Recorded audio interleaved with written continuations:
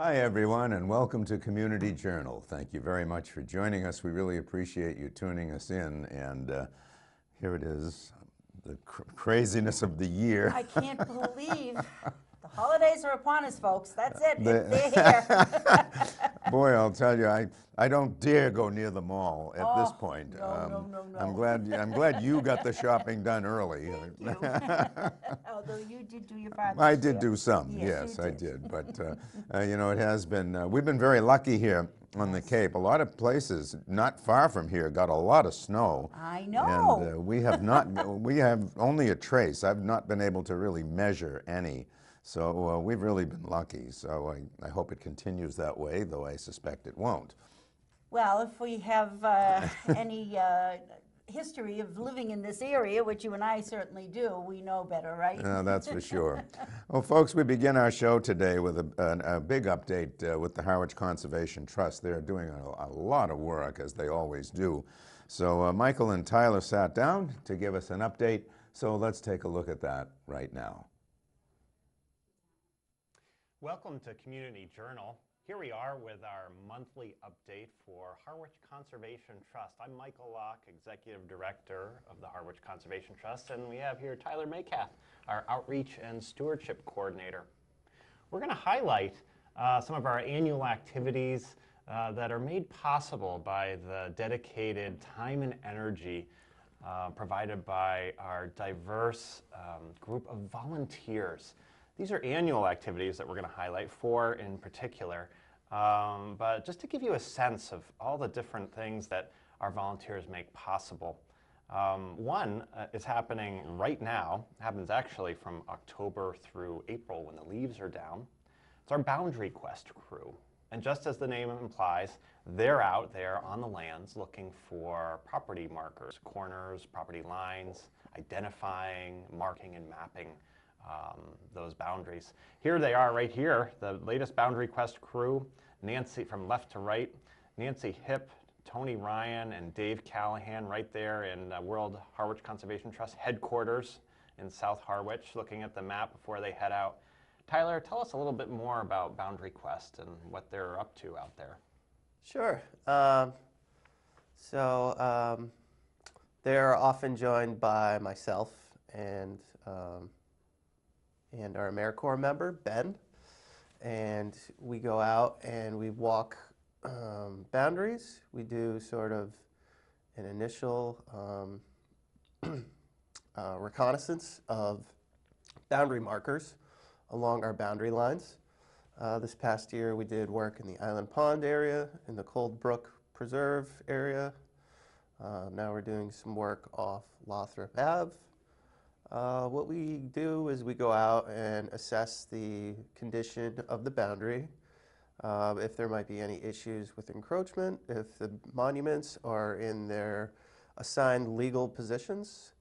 And then Tony Ryan is actually a retired surveyor, so he will survey our property markers for us. He has a survey instrument and a license and AutoCAD software, all of which you need to be able to do a proper property survey. And then we'll mark our boundaries with PVC and rebar along the line on corners, and we may also mark the lines with 4x4 posts with HDT signs on them. Yeah, it's a great way for folks to get out on the landscapes, helping us identify where protected properties are that have been entrusted to the Harwich Conservation Trust. You know, you just saw a photo there of a group of folks. Can we see that again? The group of folks in front of the community center. That's actually our next volunteer activity we'll highlight here, and that's our annual Tour to Trash. Made possible again by volunteers, many volunteers coming together. This is registration that takes place the morning of the town-wide cleanup. Tyler, tell us a little bit more about Tour to Trash. I love that name. Yeah, it's a great name. I think Dave and Nancy, who we've already seen, they came up with the concept. So this coming year will be, I believe, our 5th annual Tour de Trash. Is that right, Mike? Might be sixth, actually. Fifth or Yeah. sixth annual. This past year, we were able to collect, with the help of over 130 volunteers, over 1,200 pounds of trash and 500 pounds of recycling, and also over 2,700 nips. And then we got to see an image here of those nips collected along Harwich roadsides. Wow, how many again? 2,700. There were 1,200 collected on the day of, and another volunteer, Dick, collected 1,500 throughout the year. Oh my goodness. Yeah. Wow. Well, that's a lot of litter cleaned up to keep Harwich beautiful. Thank you, volunteers, for helping to make that possible in 2018. Watch for our email announcements as 2019 unfolds to save the date for the annual Tour de Trash townwide cleanup in 2019. That'll happen in April. Yeah, we do have a date, Mike. It's going to be Saturday, April 27th. Excellent. And we'll begin with staging here at the community center once again. Terrific. We have another project we'd like to highlight, and that would be our volunteer nest box monitoring project. Volunteers fan out across 3 conservation sites in Harwich. They monitor over 80 nest boxes that host a variety of species, including eastern bluebird. You see in the photo here on your screen, you'll see some other birds highlighted, like black-capped chickadee, our state bird from Massachusetts. Tell us more about some of the results, Tyler, for this year. Yeah, so overall there are 88 nest boxes across 3 different sites in Harwich. Thompson's Field, the Robert F. Smith Cold Brook Preserve, and the Tashera Conservation Area. Of those, Thompson's Field and Tashera are owned by the town, and we own the Cold Brook Preserve, so 88 boxes total. This year there were 105 different nest attempts that were documented by our 10 or so volunteers who monitor throughout the nesting season, which is essentially April through August. There were 124 tree swallow young fledged. Here you see eastern bluebird. There were 23 young eastern bluebirds fledged this year. So these boxes are for birds that are cavity nesters, and they take readily to nest boxes. They also use natural woodpecker cavities and such. But cavity nesting birds nest in surprising places sometimes. I've had chickadees nest in my mailbox, actually. No kidding. So yeah, 6 species, and overall 309 young were fledged by the birds this year. That's fantastic. So again, our Nestbox volunteer monitors make all of this data gathering possible to track and help support these different bluebirds and chickadees and tree swallows, a couple other species move towards nesting success each season across 3 different conservation sites. Thank you, volunteers.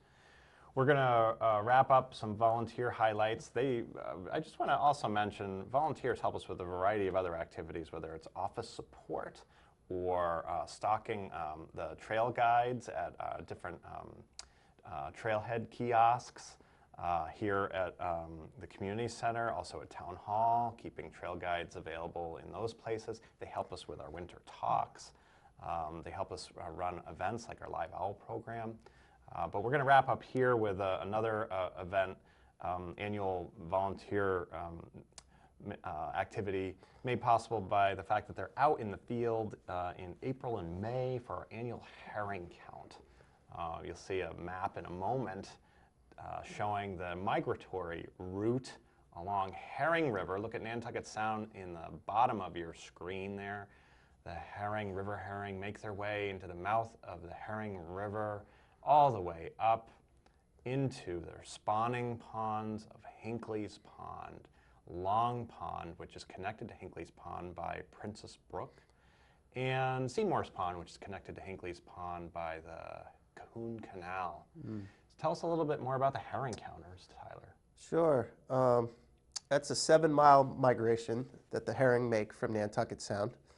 There are 2 different herring species, but they're difficult to differentiate. unless they're in your hand. There's the blueback herring and the alewife.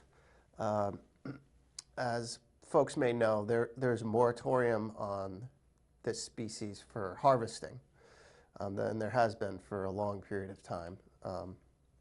So they are what's called diadromous species. They live most of their lives in saltwater, but they do come into freshwater to spawn, which is why they're making this migration into these protected freshwater kettle ponds. This year, our volunteers, there were over 60 counters. They counted 5,490 herring at our herring count location, a total of 499 observations. Just incredible work. Outside in all kinds of weather, which can be Yeah. unpredictable, especially that time of year, April and early May. There was some really bad weather in April. It was very challenging for folks to get out there in 35-degree weather with pouring rain. Right. But they are 10-minute counts that are done in hour and 20-minute blocks throughout the day, sunrise to sunset. And that's April to May. We could always use more people, even if they just want to fill in for shifts here and there.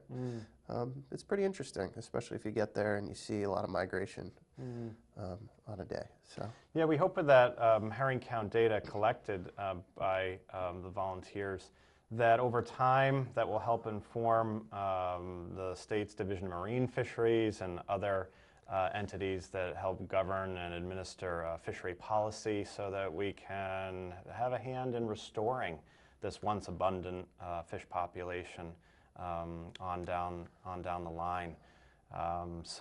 Thank you, herring counters. So, and thank you all of our Harwich Conservation Trust volunteers. We look forward to your contributions of time and energy and enthusiasm as we roll into 2019. Before we close out 2018, though, we'd like to talk a little bit more about just a recap of the 15-acre Cornelius Pond Woodlands project. You've been hearing a lot about that. Well, we're in the home stretch of raising roughly the final $100,000 of a total $850,000 project goal to preserve 15 acres that spans roughly the entire westerly shoreline of Cornelius Pond, also called Eldridge Pond. You see this aerial photo provided by Chris Simmons of Zygote Digital Films. He flew a drone over the area. You can see the amount of shoreline, over 1,000 feet of shoreline. Where can you find more than 1,000 feet of shoreline of pristine pond side land in Harwich, let alone anywhere on the Cape? Very, very rare. So we thought this was a significant opportunity to preserve this landscape. It represents a diversity of habitats, including wetland and forest and meadow. Look at that stillness of the pond with the shoreline reflected in it. Just a beautiful property and large enough that once it's preserved, there's a picture of the meadow there, we plan to open a walking trail, so to offer a whole new walking trail destination for folks, some scenic views. There's another picture of the meadow in early fall. Just a beautiful property and offering wildlife, both resident and migratory wildlife, opportunities for foraging and sheltering and nesting at different times of the year as migratory birds come through, spring and summer for nesting, and then back through maybe picking up some foraging opportunities, some species in the fall as they migrate south. Another beautiful photo, the reflection of the trees in the Cornelius Pond. So check out harwichconservationtrust.org for your opportunity to contribute to this worthwhile effort, and we hope to make our goal by the end of the year. We're going to wrap up with a preview of our first winter talk. We've got a great lineup, folks, right here at the Community Center. And on January 5th, save the date, 2 p.m., right here in the multipurpose room of the Community Center, we're going to feature the director of the Monomoy National Wildlife Refuge. We're going to hear all about the National Wildlife Refuge right off that elbow of the Cape. There's a photo provided by the U.S. Fish and Wildlife Service. looking north. So this is looking from the southerly tip of Monomoy Island north towards the Cape. You're going to see the reverse direction photo view in just a second of an aerial photo provided by Spencer Kennard. Look at that beautiful photo. So that's looking in the southerly direction across the expanse of the Monomoy Island area. National Wildlife Refuge right here in our Cape Cod backyard. Tell us just a little bit about this presentation coming up, Tyler. Sure. Matt Hillman, Refuge Manager, is going to join us on January 5th. He's going to talk about his work at the refuge there.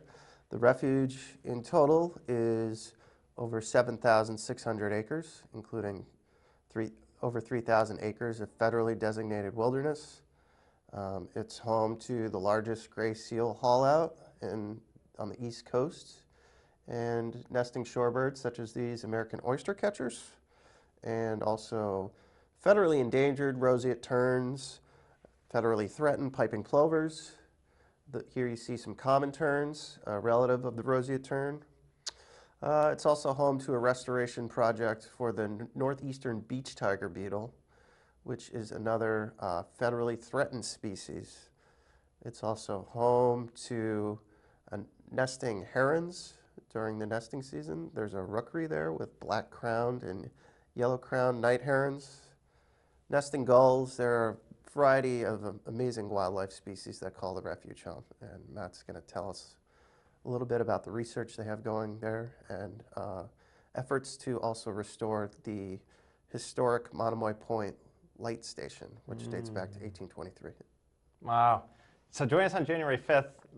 Check out our website, harwichconservationtrust.org, for the full list of 2019 winter talks. We're going to talk about dragonflies and damselflies on another selected Saturday on that January and February to stretch. We're going to talk about actually tracking black racer snakes. How do you do that? We're going to learn all about it.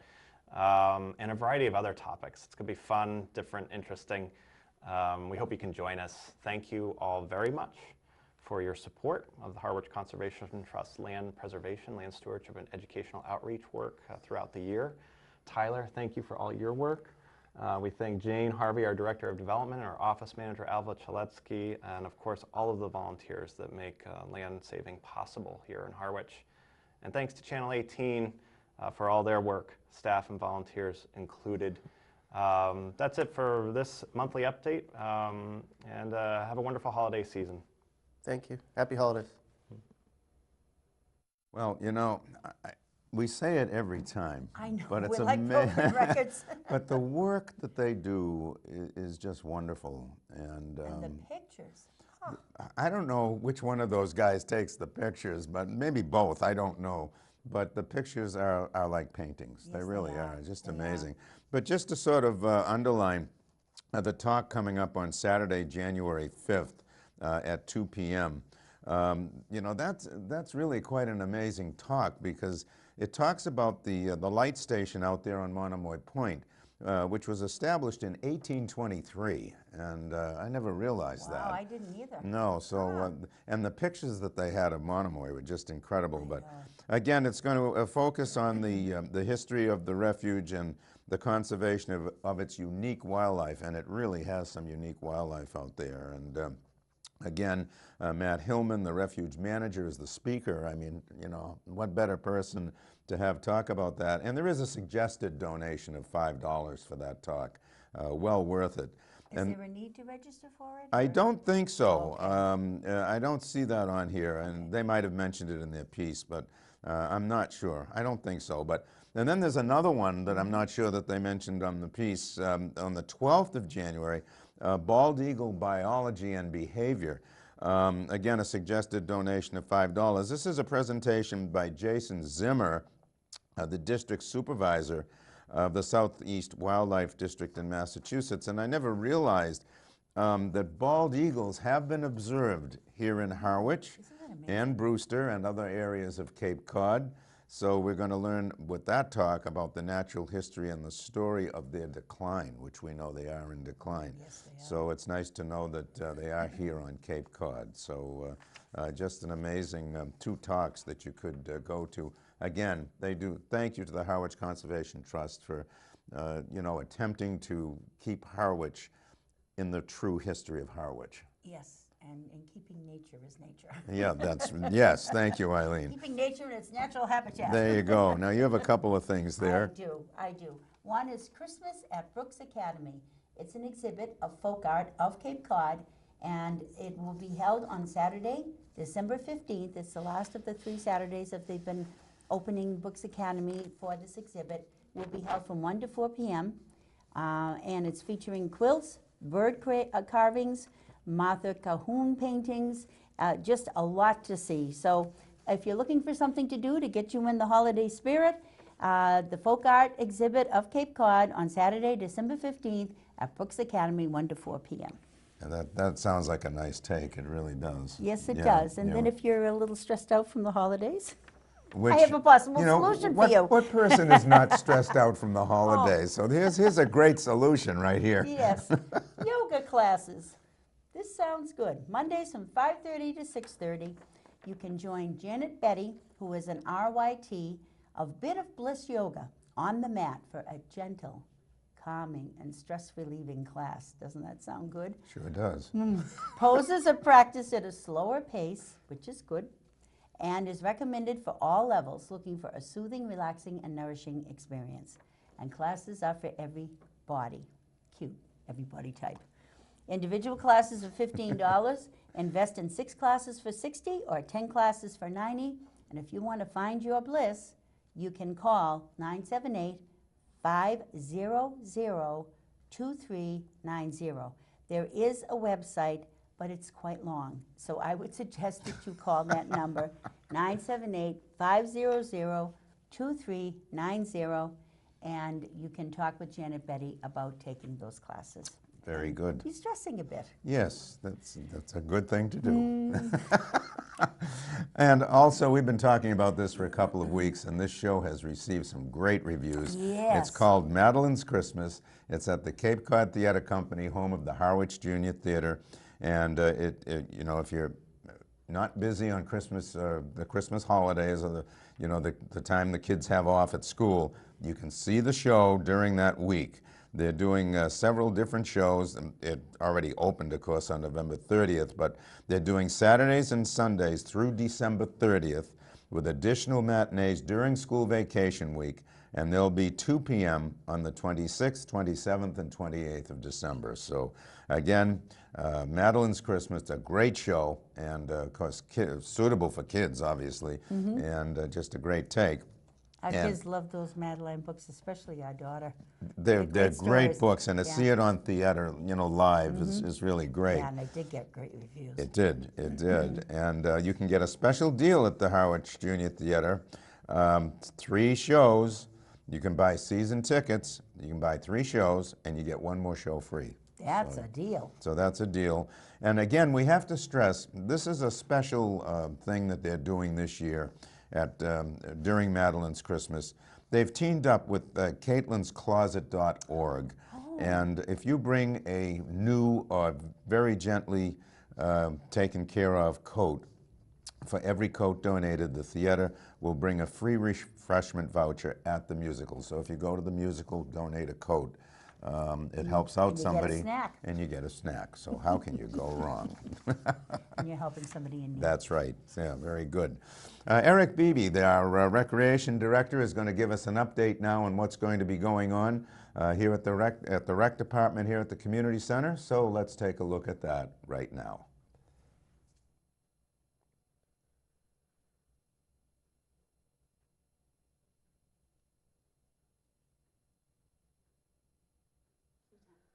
Hello, I'm Eric Beebe. Dinah is sick today, so you're stuck with me solo. I wanted to give you a quick review on the recreation year we've had and what we have coming up. This past year has been a very successful one. Lots of projects in town, lots of programs for the kids. We've had great registration numbers.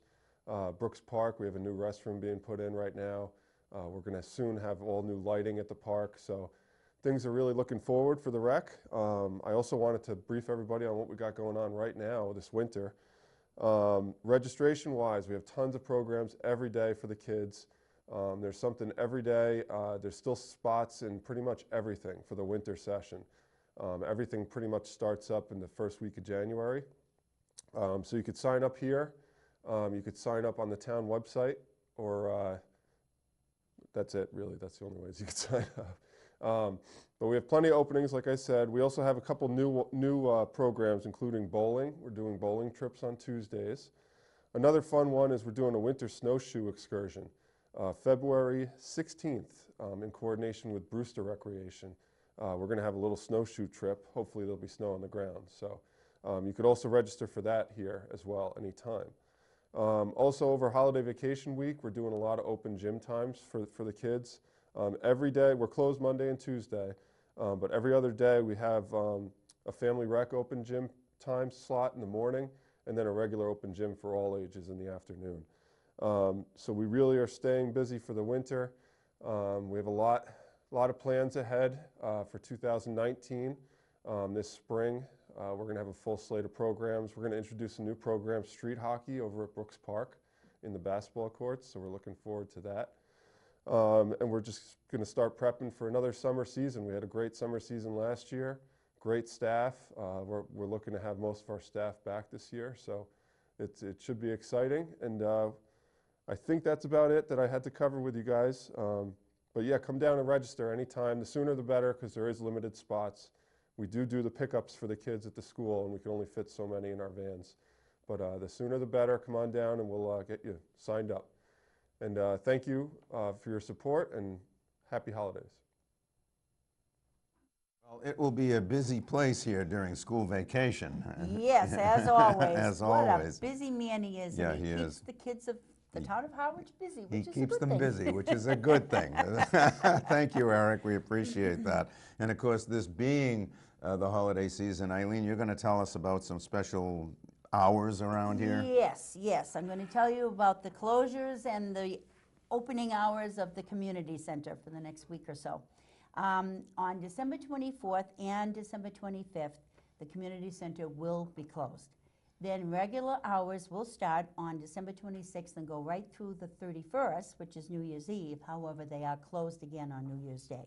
So December 24th and 25th, community center closed, then regular hours, and then New Year's Day they are closed. And January 1st, I can't believe we're talking about 2019. I can't either. And, you know, in talking about January of 2019, this is our last show of 2018. Wow. And we would like to wish everybody out there wonderful, what holiday you do celebrate. We hope you have a wonderful one. We hope you have a peaceful one and a happy one.